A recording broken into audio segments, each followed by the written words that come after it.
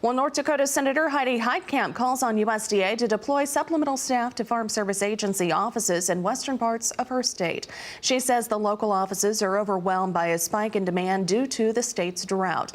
The agency has also been unable to fill vacancies due to the federal hiring freeze.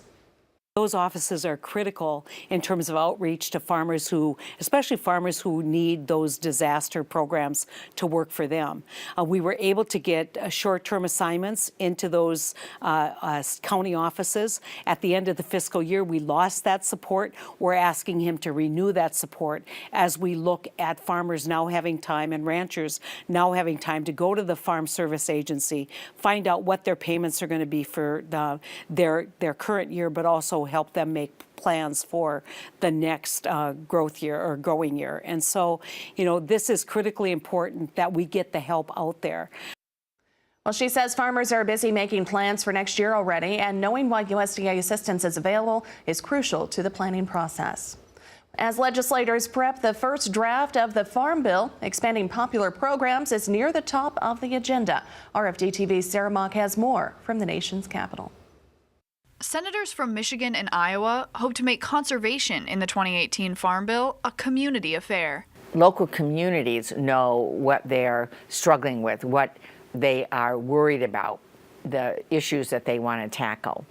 And my feeling was that we should change the way we looked at the conservation programs in the Farm Bill and really say we're going to start with the community. Stabenow recently introduced a bill, the Regional Conservation Partnership Program, that she and her bipartisan co-sponsors hope will make conservation programs more valuable to farmers. This is about working with farmers to deal with runoff into the water, or managing manure operations, or doing buffer strips and other kinds of things that are good from the standpoint of the farmers' participation in protecting our land and water. It's also risk management. This gives them a way to partner with others who also care in the community to really solve problems that they're concerned about. The bill has support from dozens of stakeholders, from the Michigan Farm Bureau and Iowa Soybean Association to Ducks Unlimited and the Nature Conservancy.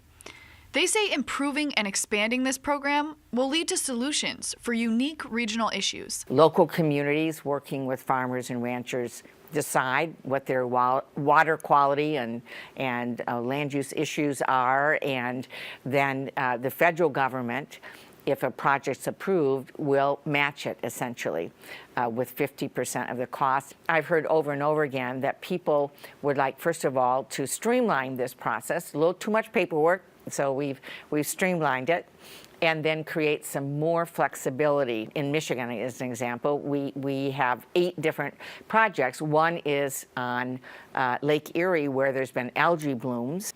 And working with Indiana, Michigan, Ohio, we're addressing what's happening on phosphorus. The senators hope this bill will highlight the importance of funding conservation programs in the upcoming Farm Bill, which may be a challenge, given that under the recently passed Senate budget, there are requirements for trillions in cuts across the federal government over the next decade. I'm Sarah Mock in Washington for RFD-TV News. While the Senate budget doesn't include cuts to Farm Bill programs, the House version does. Those two plans need to be reconciled, but House Ag Committee Chairman Mike Conway says he thinks agriculture funding will make it through unscathed. Well, meteorologist Tim Ross has a check of your weather forecast that's coming up at 40 past the hour.